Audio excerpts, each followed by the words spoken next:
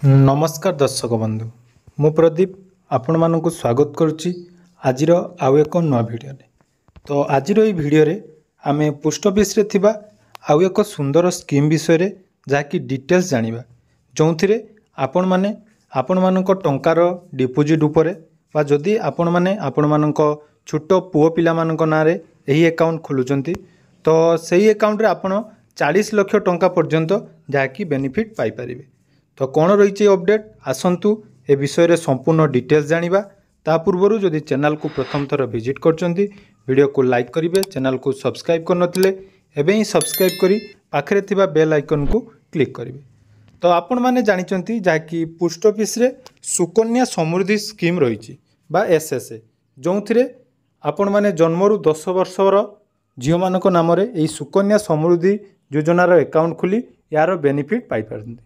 तो यही सुकन्या समृद्धि योजना को नहीं जो सब अपडेट बा यही स्कीम रो कौन कौन बेनिफिट रही जहाँकि पूर्वर आपण मानक वीडियो माध्यम बतई देती जो थे आपण मानकर बहुत सारा कमेंट थिला जो पुओ पिला मानक नाम रे कौन अकाउंट खोलिले पोस्ट ऑफिस रे भल जहाँकि लाभ मिल। तो आसतु यहीपरि एक स्कीम रही पोस्ट ऑफिस रे जहाँकि आपण माने आपण मानक 10 वर्षरू कम पुओ पिला नाम रे खोली पारिबे एवं एथिरे आपन को केते कोन रिटर्न मिलिबो एवं एही अकाउंट खोलिया पई आपन को कोन कोन डॉक्यूमेंट रो आवश्यकता रही तार डिटेल्स आपण मानक सहित ए वीडियो रे शेयर करबी।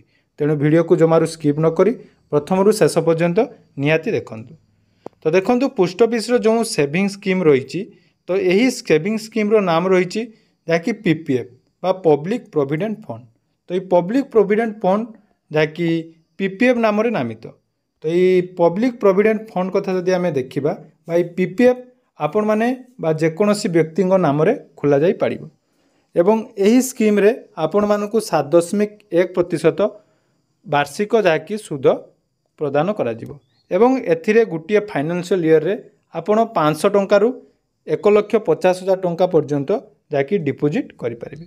तो देखंतु एही स्कीम आपण माने चाहिले आपण मानको 10 वर्ष रु कम पुओ पिला जदि बा 10 वर्षरू कम पिला जदि आपणकर अच्छी तो ता नाम रे एई पीपीएफ अकाउंट आपण खोली पारिबे।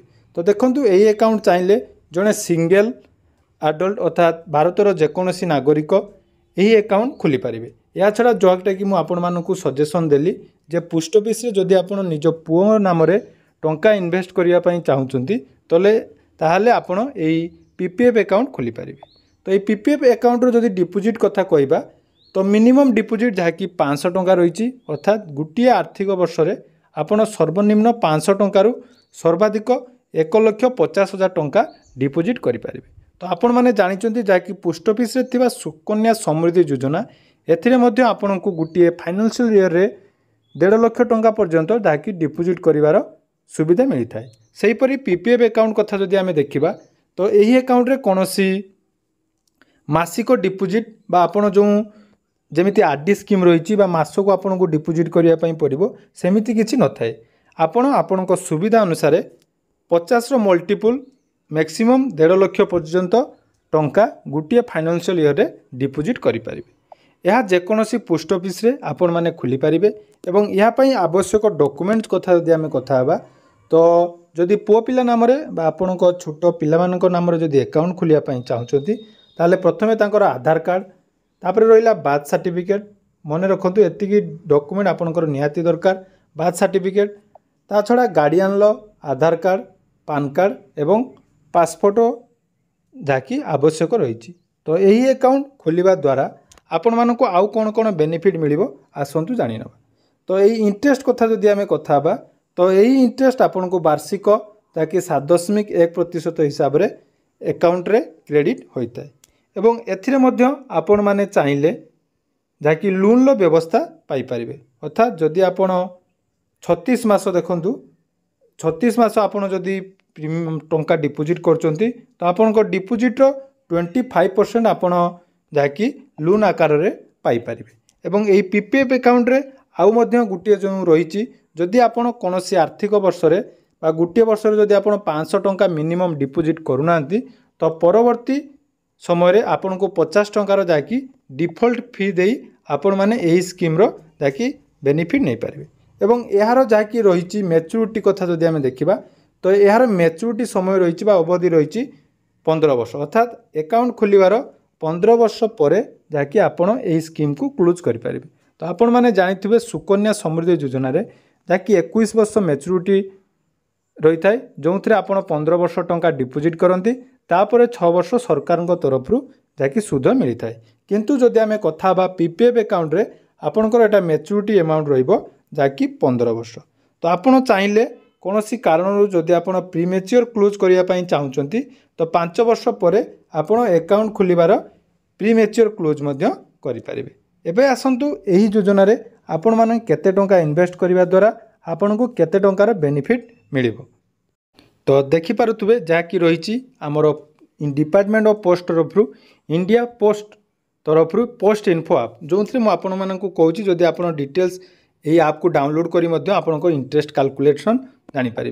तो आसतु इंटरेस्ट कैलकुलेशन विषय जदि आम देखा तो पब्लिक प्रोविडेंट फंड बा पीपीएफ तो सर्वनिम्न धरा जाऊ आम 500 टंका मासकू आपणकर मासिक हिसाब से कौन डिपोजिट ना किंतु आपन गोटे कैलकुलेशन करी मु देखई दूची जदि कौन व्यक्ति बा आपन जदि 500 टंकार मासिक डिपोजिट करचंदी ताले टोटाल आपन 15 वर्ष रे जाकी डिपोजिट अमाउंट रहिबो 90,000 टंका।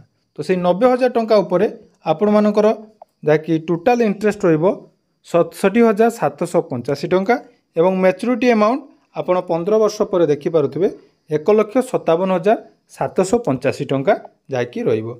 सेहीपरि जाकी रही मासकू 1,000 टंका हिसाब रे आपण मध्य देखिपारे जाकि आपणकर 3,15,572 टंका रहिबो आपणकर टोटाल मैच्योरिटी अमाउंट।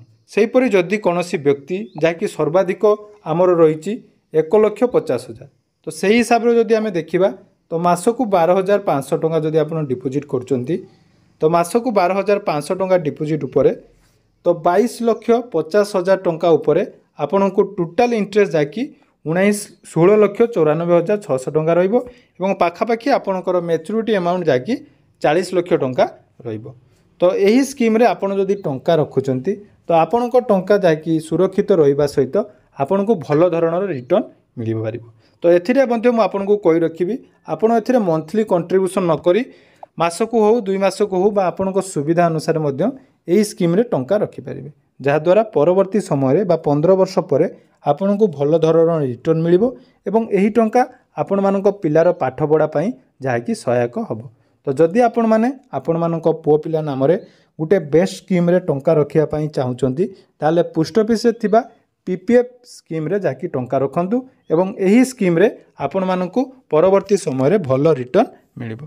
तेणु आशा करुच्ची भिडियोटी आपण मानकू निहाती भल लागिथिबो। तो जदि भिडियोटी भल लागिछि तो चैनल को सब्सक्राइब करने को जमार भूलिबेनी एवं आपण माने कौन डिस्ट्रिक्ट रु भिडियो देखुचंती एवं पोस्ट ऑफिस रे आउ कौन स्कीम विषय आपण माने जानिबा पई चाहुचंती ता निहाती कमेंट बॉक्स रे जणाइबे। धन्यवाद।